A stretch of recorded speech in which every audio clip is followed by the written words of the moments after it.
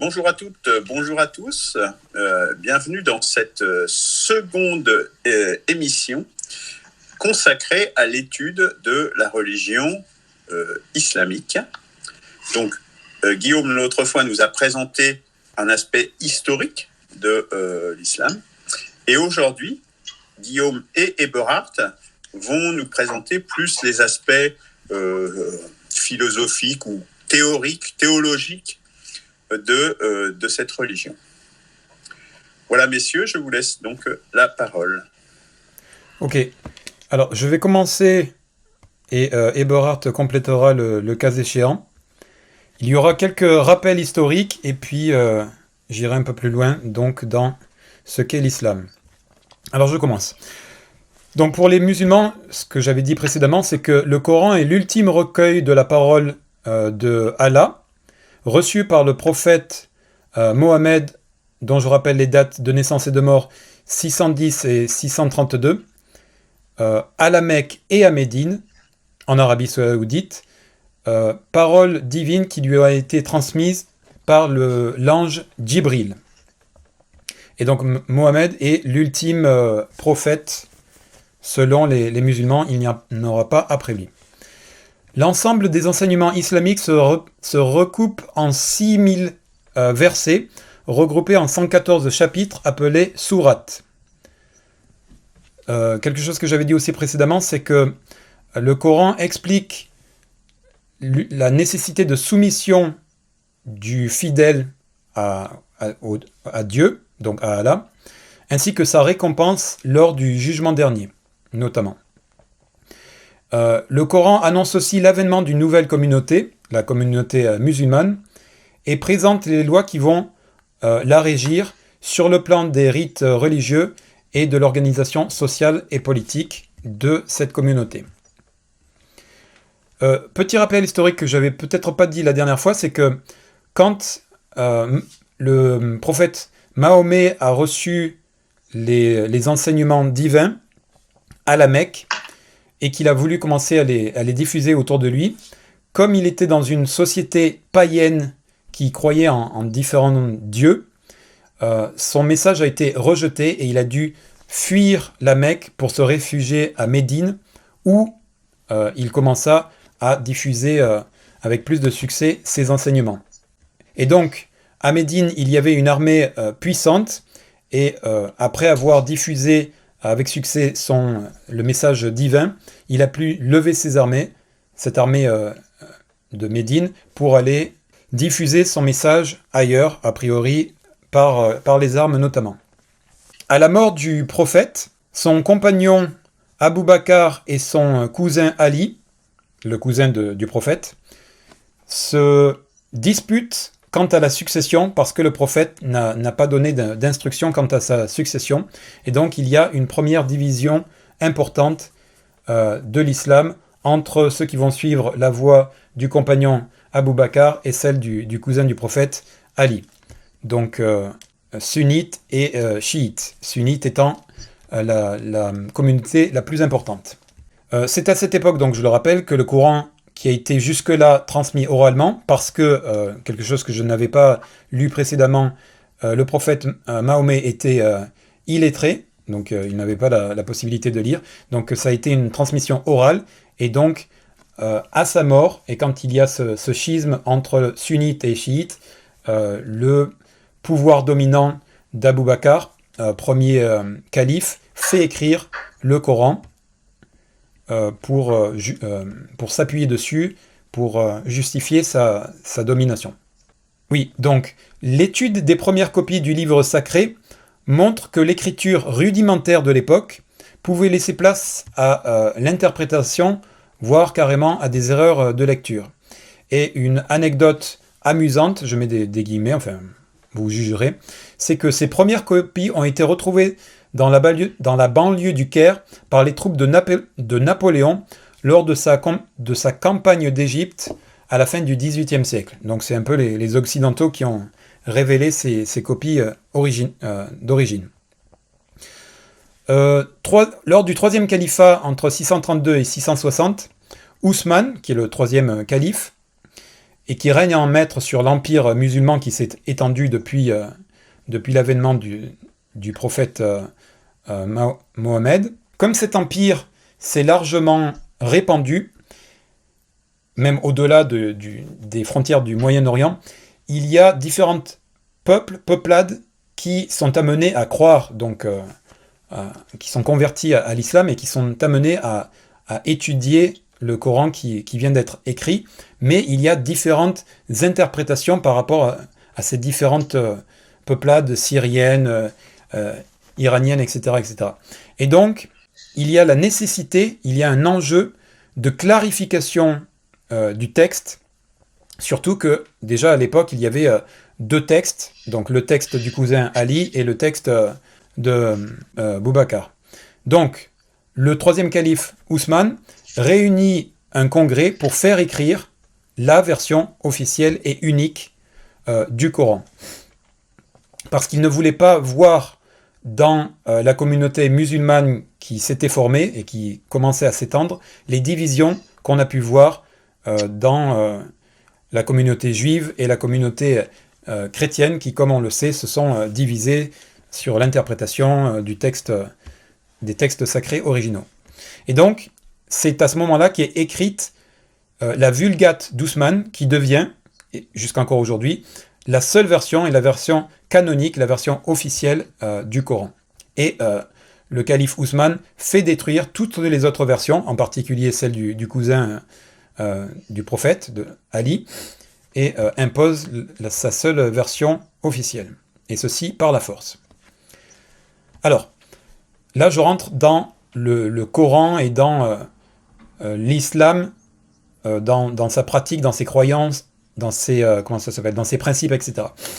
Et ce qu'il y a de très important, c'est qu'il y a 5 piliers de l'islam, qui sont la profession de foi, 5 prières par jour, un mois de jeûne, le ramadan évidemment, l'aumône, la nécessité de faire l'aumône, et le pèlerinage. La profession de foi, c'est de reconnaître en Allah comme étant le seul Dieu et en Mohammed comme étant son ultime messager. Ça, c'est la première profession de foi, le premier pilier de l'islam. Donc le deuxième pilier, je l'ai dit, ce sont les 5 prières par jour. Le mois de jeûne, ramadan, ça, c'est largement connu. L'aumône, c'est une taxe de 2,5% à partir de 20 dinars. Alors, j'ai pas trouvé si c'était sur le mois, j'imagine que c'est sur un mois. À partir du moment où on atteint les 20 dinars de revenus, eh bien, il faut payer une taxe de 2,5% qui correspond à une aumône obligatoire. Et puis, donc, le pèlerinage, c'est se rendre au moins une fois dans sa vie à la Mecque. Voilà. Et puis, pour les kharidjistes, il y aurait un 6e pilier qui serait le djihad. Le djihad, ça signifie abnégation, effort, résistance, lutte, et donc c'est parfois compris comme justifiant la guerre sainte. Je vais y revenir un peu plus tard. Pour les musulmans, croyances et pratiques religieuses sont fortement liées. Un croyant qui ne pratique pas est appelé un pécheur, et un pratiquant qui ne croit pas sincèrement est appelé un hypocrite. Et donc il faut toujours pratiquer, mais pratiquer avec sincérité. Ça, c'est très important dans l'islam. Même si en réalité, de nombreux musulmans, comme pour d'autres religions, sont peu, voire pas pratiquants en réalité. Les musulmans croient dans les anges, qui sont, pour la croyance musulmane, des exécutants, des messagers et des exécutants d'Allah. Et les 3 principaux anges sont Djibril, dont on a déjà parlé précédemment, Mikaïl, je vais le prononcer comme ça, et Israël. Voilà, ça ce sont les 3 anges principaux qui ont chacun une fonction. Djibril, c'est celle de passer la parole de Dieu au prophète Mohammed. Mais il croit aussi, donc il croit dans les anges, mais il croit aussi dans les djinns, ce dont vous avez peut-être entendu parler. Alors les djinns, ce sont tour à tour des démons ou des anges, enfin ils sont un peu comme les humains, ils sont bons ou mauvais selon les circonstances, etc. Et ils peuvent, même s'ils sont invisibles, prendre l'apparence humaine. Enfin voilà, on leur prête certains pouvoirs, et ce ne sont pas que des anges ou que des êtres malfaisants, mais ce sont un peu des petits malins qui peuvent faire de bonnes actions, mais qui peuvent aussi créer des problèmes. Les musulmans croient aussi en Iblis, qui serait le diable, et qui est donc un ange déchu, pareil que pour la chrétienté notamment. Mais il y a un débat au sein des musulmans, parce que certains, et c'est la majorité, pensent que Iblis est, comme dans les autres croyances monothéistes, un ange déchu, alors que pour une minorité de musulmans, il serait en réalité un djinn. Parmi d'autres djinns, peut-être le plus malin. Malin au sens de mauvais. Et les musulmans croient aussi en shaitan. J'ai déjà entendu parler de ce terme, mais ce que je viens d'apprendre, c'est que c'est une forme de sous-diable, en réalité. Et là, vraiment, si les djinns peuvent être bons ou mauvais selon les circonstances, shaitan, c'est vraiment le mal, et ce sont des entités qui incitent au péché, à se détourner de l'islam, etc. Donc ça, c'est un peu pour les différentes croyances dans les êtres un peu surnaturels par rapport aux musulmans. Les musulmans croient aussi à la vie après la mort, disons à la résurrection, et donc au jugement dernier. Donc au jugement dernier, d'abord les hommes meurent, jugement dernier, résurrection, et les hommes sont jugés par rapport aux actions qu'ils ont posées ici-bas, et ils sont rétribués en fonction de ces actions, et pareil que pour la chrétienté, les musulmans croient à l'enfer et au paradis. Donc selon ce qu'on a fait, on mérite l'un ou l'autre. Les non-musulmans ou les musulmans non sincères seront châtiés dans l'au-delà, apparemment, et pas ici sur Terre. Donc, enfin. Les musulmans croient aussi au retour d'Issa, qui est le nom musulman pour Jésus, à la fin des temps. Donc voilà, retour du Messie, pareil que pour la chrétienté et le judaïsme. Ils croient aussi en la destinée ou au destin, dans le sens où tout ce qui arrive est prévu et voulu par Allah. Mais les Qadarites ne croient pas en cette croyance de la destinée et du fait que tout ce qui arrive est déjà prévu et voulu par Allah, parce que ça vient en contradiction avec le principe de jugement dernier. Si on est des sortes d'automates et que nous faisons qu'exécuter la volonté prévue et voulue par Allah, alors pourquoi mériterions-nous un jugement à la fin des temps? Malgré tout, les Qadarites, c'est une minorité de musulmans, et la majorité des musulmans croient que tout est prévu et voulu par Allah.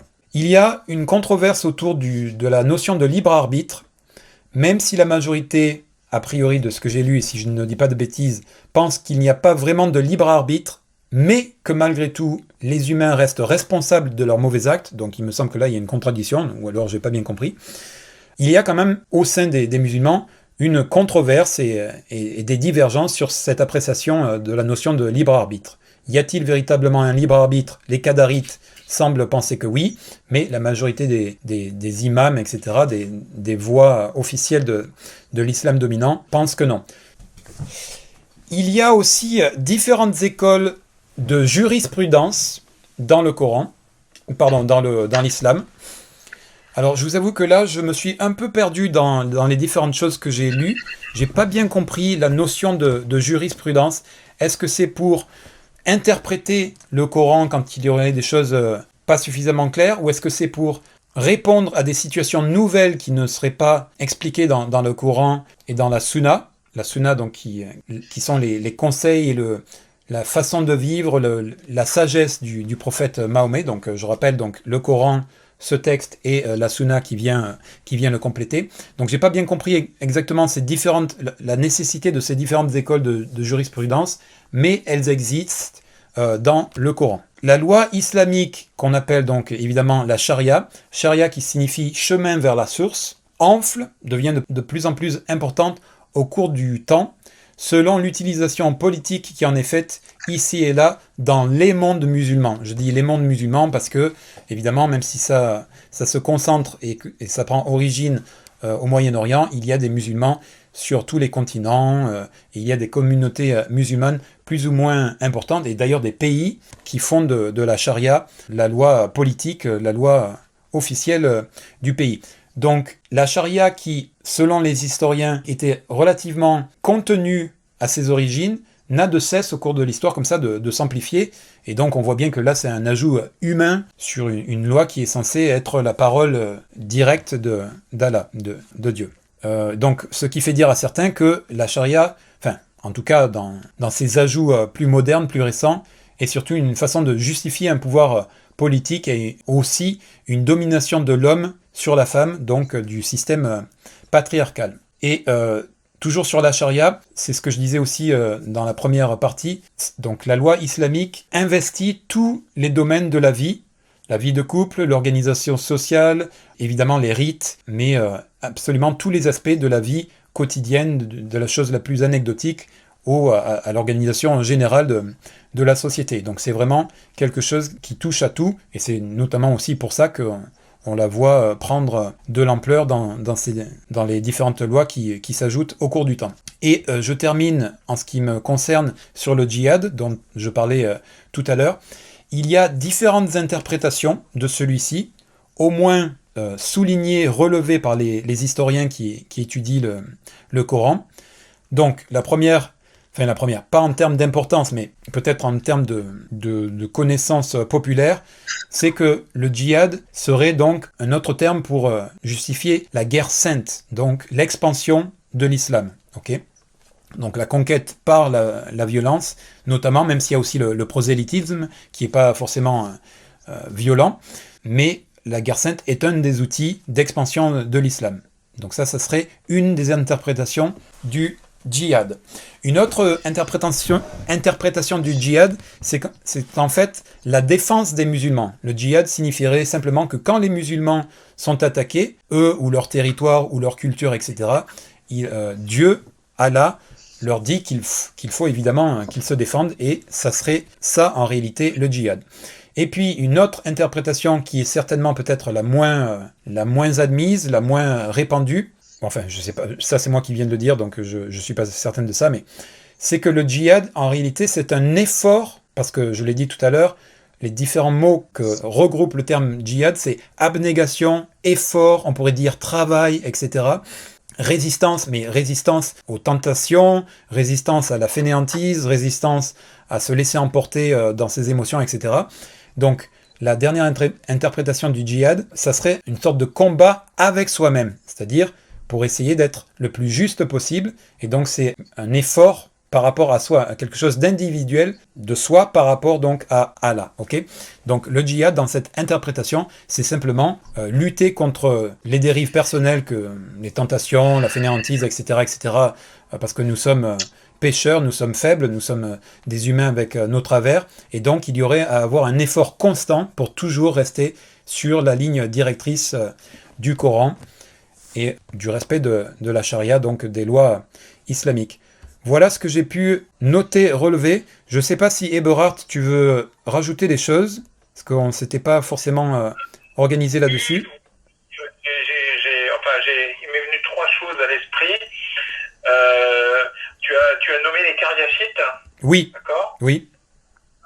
Et j'avais lu deux livres assez importants, mais dont j'ai pas pu refaire la synthèse. Les Karyashites, c'est en fait un des mouvements au sein de l'islam qui voulait rompre le droit du sang, en fait. Et c'est très important parce que tous les autres mouvements sont très en rapport avec les filiations, évidemment, mal. Hein. Donc, on est, à part que Mohamed n'avait pas d'enfant direct, mais c'est toujours sur des questions de « je suis le fils d'eux », qui fait que je fais partie de tel groupe ou de tel autre. Donc on a un système clanique, y compris jusqu'au plus haut donc de l'État musulman, et que les Turcs ont repris aussi, hein, même s'ils se réclament tous être le fils d'une manière ou d'une autre, ou le arrière petit-fils du sultan originel. Hein. Mmh. Donc, alors que les Karyashites qui ont perduré assez longtemps dans les seules villes qui sont devenues cosmopolites, qui étaient le Caire et Damas, eux voulaient rompre cela, et c'était un ordre militaire en quelque sorte, hein, beaucoup plus proche. Ça veut dire qu'ils remarquaient que dans leur groupe, ils avaient, disons, organisé leur groupe de telle manière à ce qu'on ait différentes origines. Ça veut dire qu'il n'y avait pas chez eux une manière de voir les choses selon le tribu. Parce qu'encore aujourd'hui, c'est ça qui est intéressant aujourd'hui, on voit que dans la plupart des autres, disons, villes aussi, eh bien, on est toujours relié avec la terre, on est relié avec la famille ancestrale. et on sait de quel clan on fait, quels sont les clans qui sont ennemis de des uns des autres. Il n'y a pas en fait cette tentative d'homogénéisation qu'il y a eu au sein du christianisme. Ça, et donc le seul mouvement qui a voulu faire ça, c'est Karyashid. Ensuite, vous avez une question, non? C'est bon? Vas-y. Bon, j'ai un deuxième point, c'est les soufis. Ça, c'est un autre groupement qui de pensée. Et là, il y a différents ordres soufis. Il y avait un grand soufi à Bagdad qui a d'ailleurs été brûlé parce qu'il a brûlé ou pendu, je sais plus. Enfin bon, qui a été tué parce qu'il voulait non plus voir seulement la religion musulmane comme quelque chose de, disons, de très factuel avec ses sacrifices et autres. Il voulait aussi qu'il y ait une dimension méditative et avec une tendance non violente, une tendance de mysticisme musulman. Mais il y a différents mouvements soufis, hein, mais c'est pas aussi monolithique que ça, les soufis, puisqu'il y a plusieurs mouvements, comme je disais. Et il y avait, notamment chez les Turcs, ils avaient créé un mouvement soufi spécialement pour les janissaires. J'avais vu une émission sur Arte là-dessus. C'était en fait les janissaires étaient souvent constitués de fils qu'on allait chercher qui avaient 5, 6 ans, 10 ans, entre 8, 9, 10 ans. Hein, donc à partir du moment qu'on pensait pouvoir vivre encore un peu plus longtemps, au sein des populations chrétiennes, et pour permettre à ces enfants, disons, devenant adolescents, à rentrer dans une religion musulmane, ils avaient créé en fait un sous-ordre de soufi, mais donc là c'était le soufisme plutôt guerrier. Je ne me rappelle plus le nom, mais c'est ça. Ensuite, tu avais abordé le problème de la jurisprudence. Et en fait, pour faire jurisprudence, et ça c'est essentiellement à la Grande Mosquée du Caire, et les chiites, je crois que c'est une institution qui est leur ville sainte de Qom, en fait, hein, en Iran, donc c'est les docteurs de la loi, hein, les docteurs de la loi, eux, pour pouvoir faire jurisprudence, et notamment par rapport à des situations nouvelles, eh bien, s'appuient sur le Coran et sur les hadiths. Les hadiths, donc tout ce qu'a pu dire le prophète en dehors du Coran. Et les hadiths, il y en avait déjà des milliers. Hein, il suffit de regarder la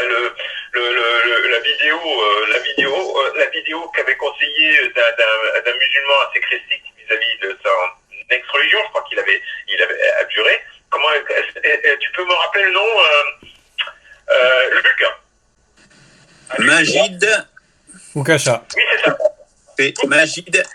Alors attends, je me trompe toujours si c'est Ouchaka. C'est Oukacha. Majid Ouchaka. Oukacha. Voilà. Et à partir de ces hadiths, non. On va essayer les docteurs de la loi vont essayer de déterminer si telle action est conforme, y compris avec des technologies modernes, hein, est conforme à la charia ou pas. Voilà. Très bien. Donc, et ça fait force de loi au sein de certains pays musulmans et en Iran en particulier. Voilà, donc en fait, c'est juste pour dire que le lien du sang sont très importants.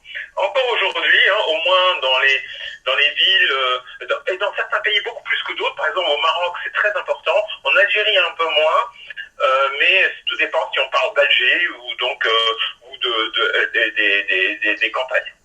Très bien, super précision et rajout, Eberhard. Ce qui me fait penser que les musulmans en général, en particulier les plus importants, sunnites, voient vraiment l'islam comme un bloc figé et quelque chose de factuel, où l'interprétation n'a pas sa place, où le texte, le Coran est clair dès le début, alors que les historiens montrent que c'est pas le cas, et aussi quelque chose qui se base sur non seulement le raisonnement, la logique, mais aussi la science. Or, tu l'as rappelé, Eberhard, en réalité, il y a de nombreuses branches et de nombreux schismes, de nombreuses interprétations, de nombreuses divergences quant au Coran et quant aux pratiques et quant aux hadiths, etc., etc. Donc ça montre bien qu'en interne, déjà, il y a au minimum un manque de clarté, peut-être des ajouts humain sur un texte soi-disant original qui a été transmis oralement au départ, donc c'était pas vraiment un texte d'ailleurs.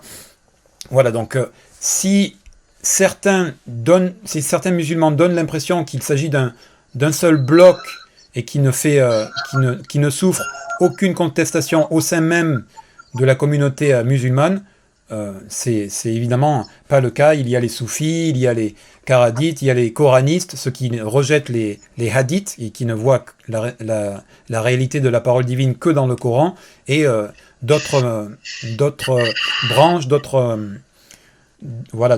écoles que je n'ai pas relevées, parce qu'il y en a tout un tas.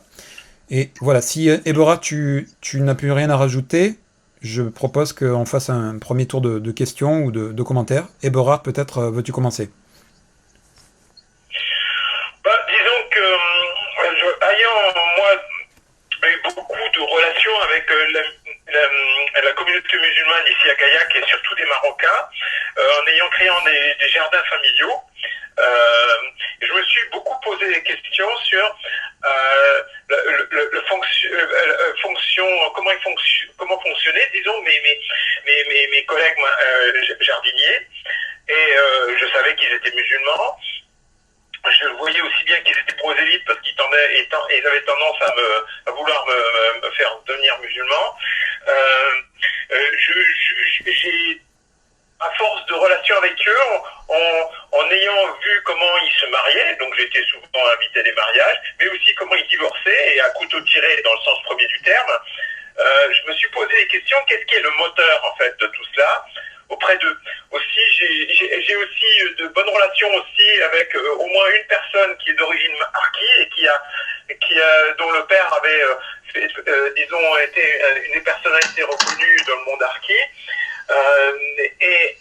Je voulais comprendre pourquoi encore un certain président algérien qui s'appelait celui qui est mort là récemment. Et ça me revenait. Bouteflika. Bouteflika. Il disait clairement dans un film tourné par des harkis que dans les années 2010, il disait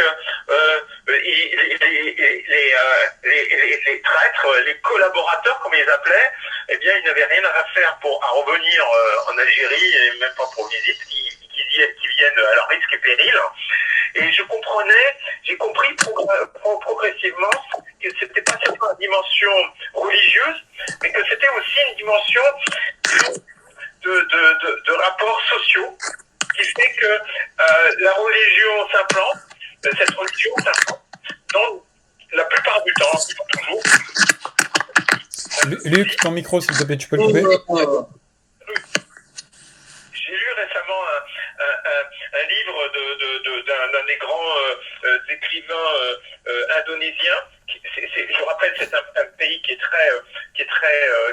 où il y a une grande majorité qui sont musulmans, c'est-à-dire Pramoe Dia Ananta Toer. Ils ont un beau être musulmans, mais culturellement, ils sont plutôt indiens, bouddhistes. Oui. Alors que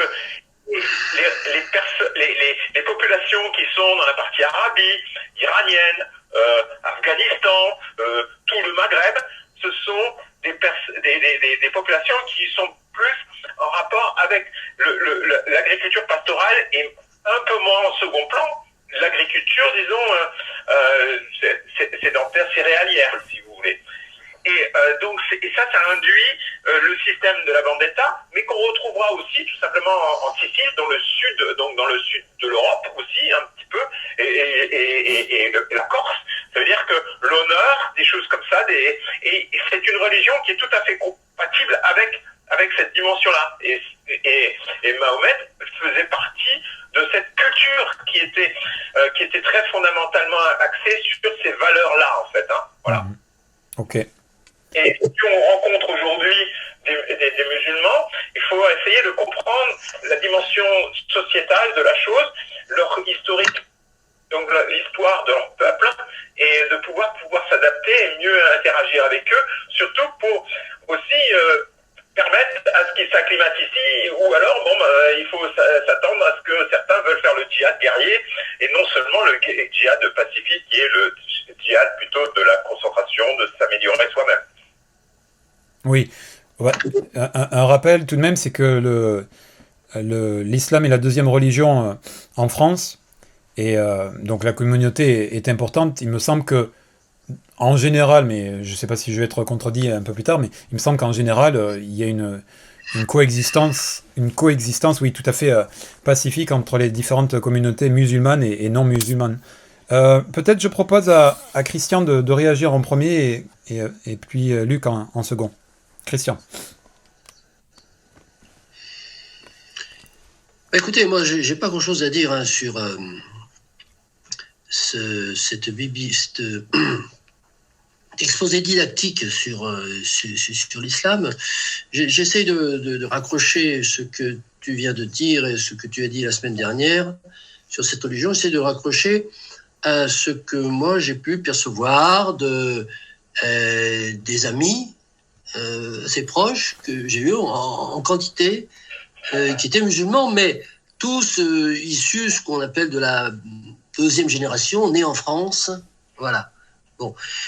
Et il y a quelque chose qui m'a interpellé dans ce que tu as dit, c'est la différence entre croyants et pratiquants. Hein.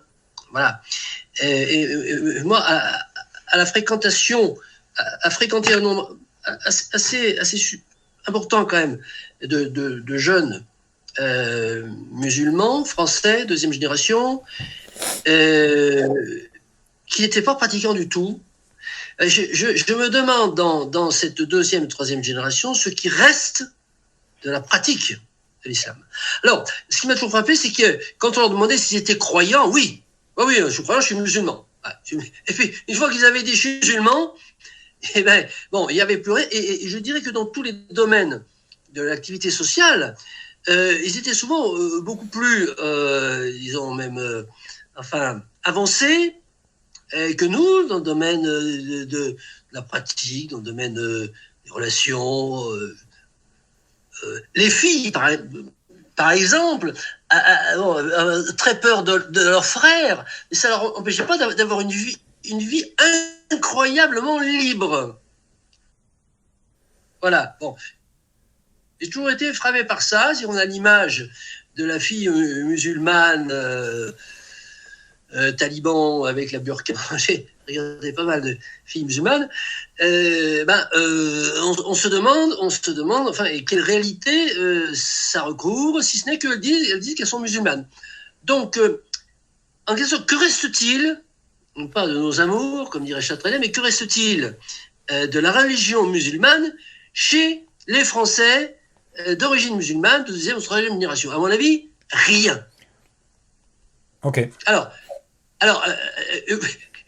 je trouve rien, si ce n'est que de dire, je suis musulman. Et donc, je suis frappé par cette dichotomie qu'il y a entre le fait d'affirmer qu'on est musulman. Alors, quand on prend les 5 principes, les 5 piliers, reconnaître Mohamed comme seul alors là, Mohamed, les 5 prières par jour, n'en parlons pas. Le jeûne, alors là, bon, j'ai tout vu picoler, bouffer du porc, etc. Le ramadan, bon, une rigolade, et puis la Mecque, bon, voilà.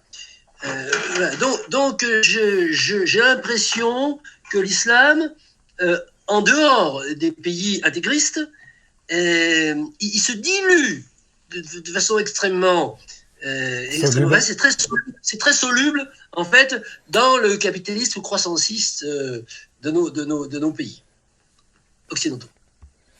D'accord, j'essaierai de répondre à tes différentes questionnements et interventions. Luc? Oui, alors moi j'ai beaucoup de choses à dire. Je trouve quand même que vos analyses sont très historiques, très factuelles, etc., mais ne rentrent jamais réellement à l'intérieur du dogme et de ce qu'il enseigne quand même en tant que tel.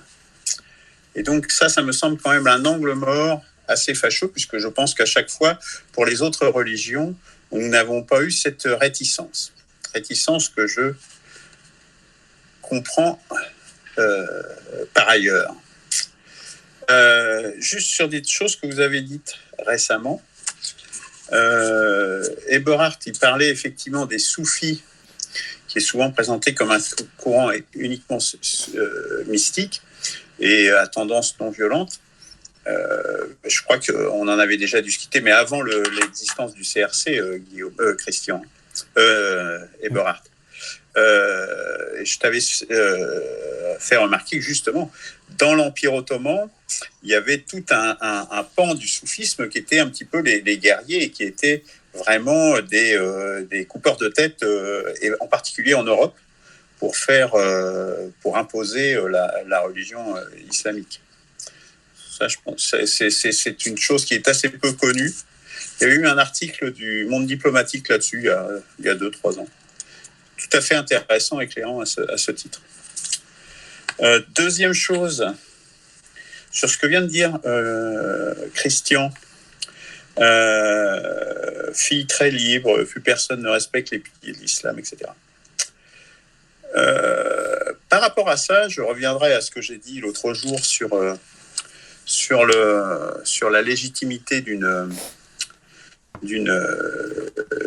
nouvelle spiritualité, où lorsque j'ai parlé des pratiques islamiques, justement, je disais en définitive que, et là c'est un peu en décalage par rapport à ce que disait Christian, c'est qu'en fait il y a quand même un retour du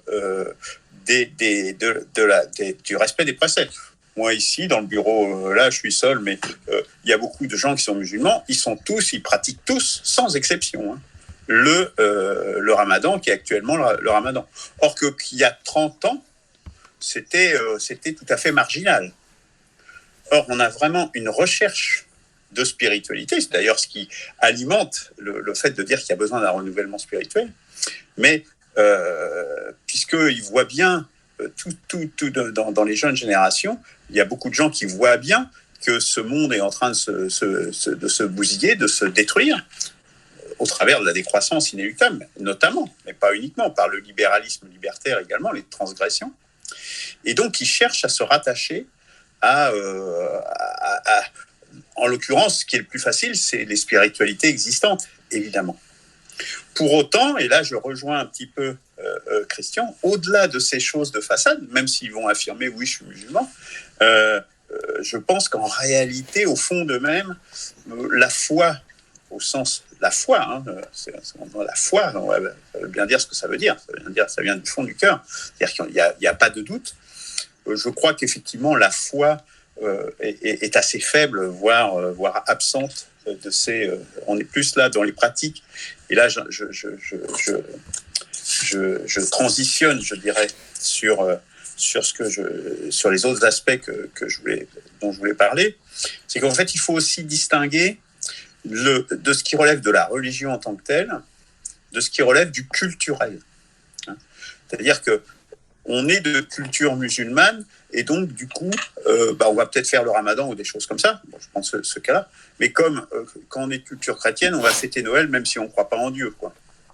Voilà. Et ça, il faut toujours bien séparer les deux choses.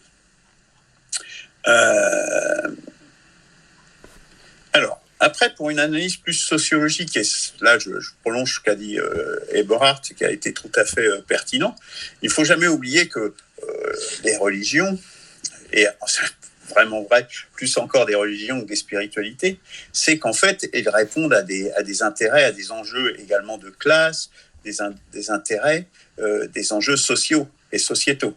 Sociaux avant tout, je dirais. Et l'islam, par son prosélytisme, par ses conversions forcées et sa violence intrinsèque, qui je pense n'a quand même pas été suffisamment soulignée dans vos présentations, est une religion extrêmement globalisante. C'est-à-dire que tout le monde doit être musulman, en gros, quoi, en définitive. C'est pour ça que dans les pays musulmans, on arrive à des 95-99% de musulmans, bien souvent. Mais du coup, comme les besoins de se différencier de se distinguer, de se créer, en définitive, des précarés, malgré tout, si tout le monde est pareil, ça n'a plus aucun intérêt de créer telle chapelle ou telle autre. Donc, du coup, du coup, c'est de la nécessité de créer justement de chapelles. Et dans l'islam, il y a une quantité de chapelles, mais incommensurable, quoi. On dit dans le christianisme, mais ça n'a rien à voir, quoi. On est de 2 ou 3 ordres de grandeur facilement de différence. Donc ça, je pense que c'est important. Donc c'est à la fois très globalisant, mais cette globalisation conduit derrière à un éclatement très important. Également sur l'analyse du Coran, je pense quand même que vous n'en avez pas parlé, mais c'est bien généralement tourné, beaucoup de versets sont tournés sous une forme, ce qui est autorisé et ce qui est interdit. Si vous faites ci, ça sera bien, vous avez la carotte, et puis si vous ne faites pas ça, vous aurez le jugement impitoyable de Allah, etc. Les 3/4 des versets sont tournés, peut-être pas les 3/4, énormément de versets sont tournés de cette façon-là. Je pense que c'est quand même notable de le souligner. Notamment, il y a eu ce fameux livre des versets sataniques de Salman Rushdie, où on a quand même un certain nombre de choses qui sont explicitement écrites dans le Coran, comme la légitimation de l'esclavage, l'infériorité, forme d'apartheid entre musulmans, ceux qui sont partis de l'Oumma et ceux qui sont non musulmans, l'infériorité des femmes également, qui est inscrite dans le Coran en tant que tel. Et il y a d'autres choses, les gens qui quittent l'islam, par exemple, etc. Je vous renvoie à plein d'ouvrages sur ce sujet. Et notamment la chaîne de Majid Oukacha, Majid Oukacha, qui a écrit des livres et qui est la chaîne YouTube à laquelle je vous renvoie. Il y a plein d'études extrêmement intéressantes. Dernier point, il y a quand même une chose importante, c'est que et qui n'est pas dans le Coran pour le coup, c'est la division du monde entre Dar al-Islam et Dar al... je ne sais plus comment. C'est donc Dar al-Islam et... c'est la terre de l'islam, en gros, et Dar al-Harb, qui est la terre de la guerre, le territoire de la guerre. Donc il y a le territoire de l'accord et le territoire de la guerre. Le territoire de l'islam, Dar al-Islam, et tout ce qui a été conquis par l'islam doit rester islamique. Et puis le territoire de la guerre, c'est des zones à conquérir. Alors ça ne fait pas partie du Coran, mais ça fait partie, je dirais, de tout le courant culturel et politique qui en a suivi. Et quelque part, c'est aussi ce qui peut expliquer en Palestine aussi je dirais, l'acharnement sur un territoire qui est somme toute tout à fait petit et tout à fait entre guillemets dérisoire par rapport à l'étendue du monde islamique. Pourquoi il y a tant de combats sur un si petit territoire? Alors en fait, c'est très important qu'on le replace dans cette dimension religieuse. Dernier mot sur le djihad. Moi, djihad, je le traduirais par devoir. Avec tout ce que ça comporte dans différentes dimensions. Je vous aime beaucoup, il faut que je vous quitte, il faut que j'aille retourner bosser. À bientôt. Merci Laura. Bon travail. À plus. Ok. C'est bon, Luc? Oui, j'ai fini. Tu peux conclure si tu veux. Ok. Alors, ça sera une conclusion éventuellement provisoire. Je vous dirai après, à la fin de l'enregistrement, ça concerne que le cercle du renouvellement spirituel pour le moment. Alors, je voudrais revenir sur la question de Christian. Que reste-t-il de l'islam dans les nouvelles générations, deuxième, troisième génération immigrées? Alors, tu semblais dire que, par rapport à tes connaissances relativement nombreuses, les 5 piliers, il n'y en a quasiment aucun, voire aucun qui est respecté. Bon, de ce que moi je connais, même si maintenant ça fait 10 ans que je suis au Japon, avant ça j'ai vécu à l'étranger une autre dizaine d'années, donc grosso modo ça va faire pas 20 ans que je suis pas en France, mais bon, disons, la dernière décennie je suis au Japon, la décennie précédente c'était quelques années en France, quelques années à l'étranger, etc. Malgré tout, de ma petite enfance jusqu'à mon jeune âge adulte, on va dire on va dire ça comme ça, même si c'est un peu entrecoupé. J'ai fréquenté énormément de Français de nouvelle génération.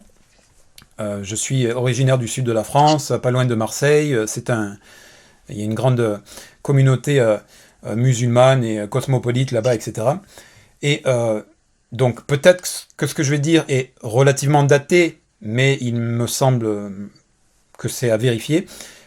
Les 5 prières par jour, oui, je suis d'accord, c'est difficilement pratique et les nouvelles générations ont tendance à pas trop suivre ceci.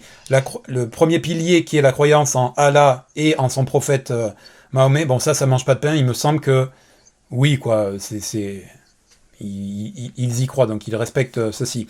L'aumône, je vois pas trop, mais peut-être qu'il y a certaines pratiques que je ne connais pas qui existent, donc ce pilier-là de l'islam, probablement qu'il n'est pas tout à fait respecté, ou en tout cas pas respecté, mais pratiqué par les nouvelles générations.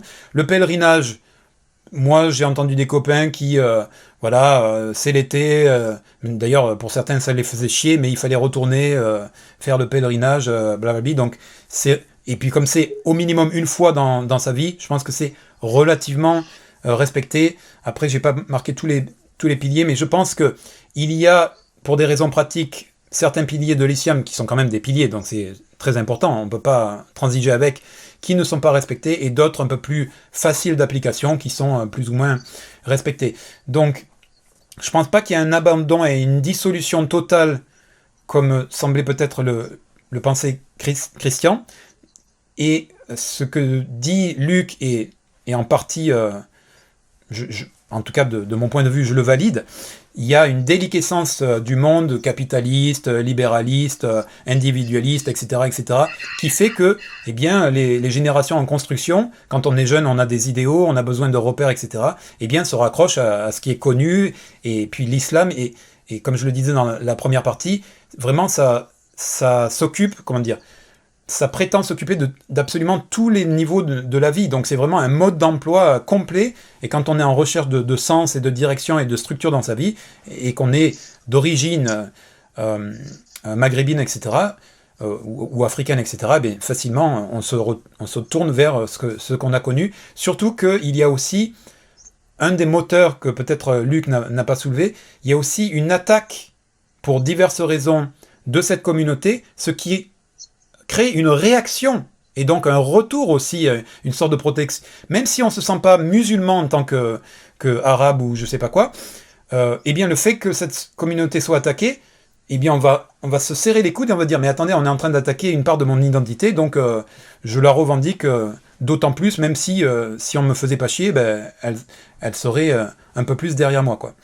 Il y a ce phénomène-là aussi. Merci Luc.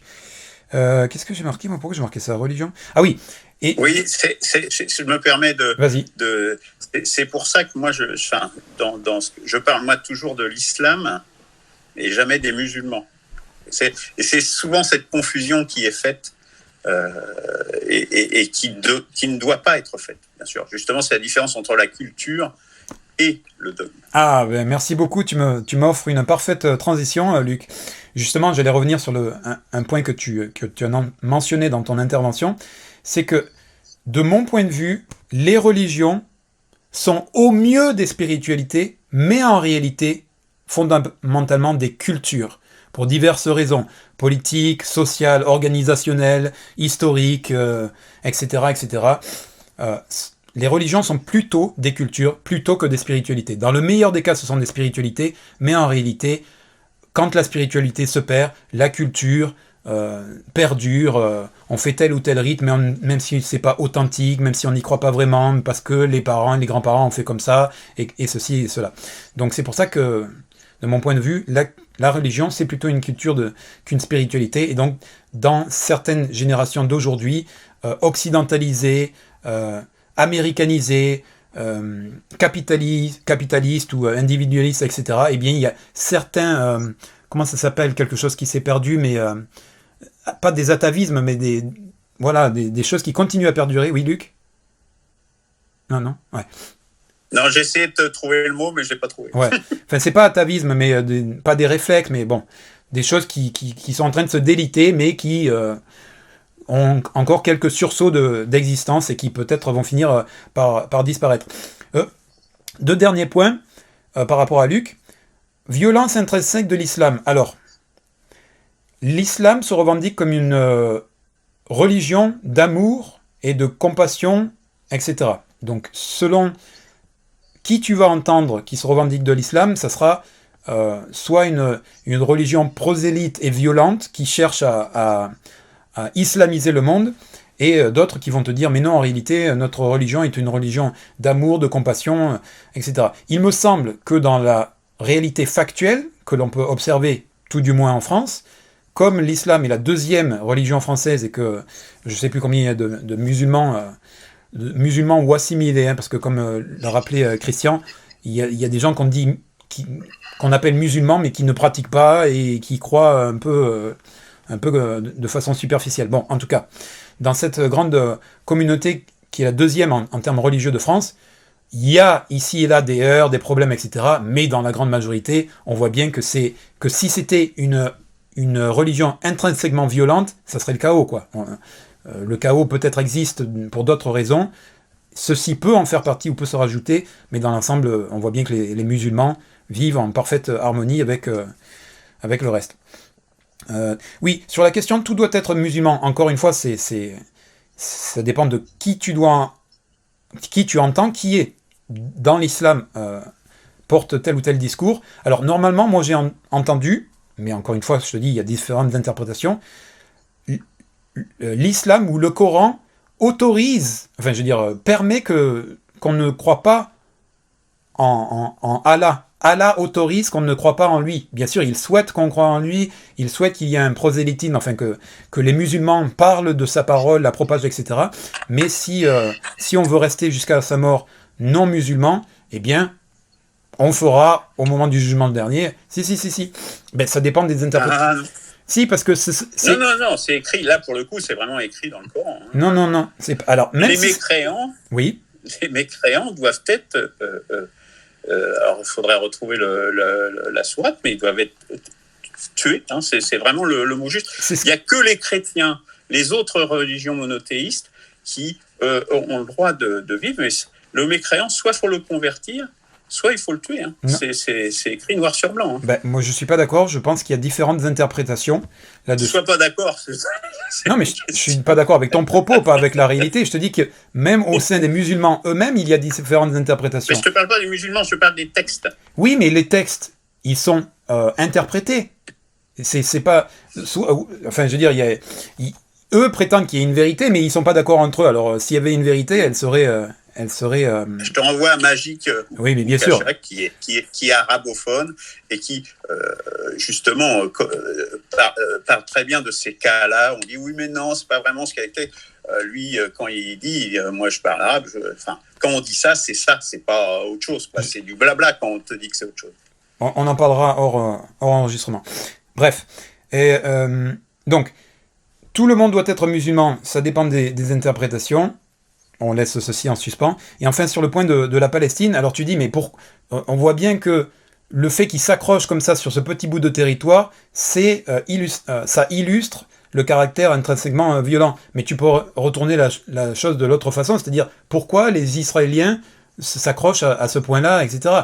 Toi, si demain, ton petit bout de terre qui t'appartient, dans laquelle tu as construit ta vie, etc., on vient, on dit, bon, ben, c'est plus chez toi, on en fait autre chose, tu seras pas content. C'est juste, me semble-t-il, légitime, et ça n'illustre pas nécessairement un caractère, intrinsèquement violent. Mais, bon, oui.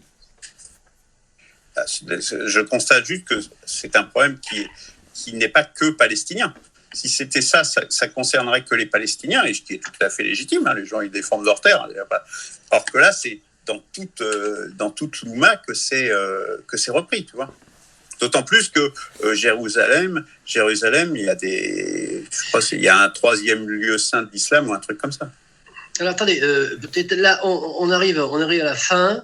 Et je voudrais faire, pas une conclusion, mais lancer peut-être une fenêtre, ouvrir une fenêtre sur un débat si est prévu qu'on parle encore de l'islam, là, on ouvre une question extrêmement importante. C'est-à-dire, l'islam est-il violent? C'est-à-dire, est-ce qu'il impose, est-ce qu'il est absolutiste par la violence?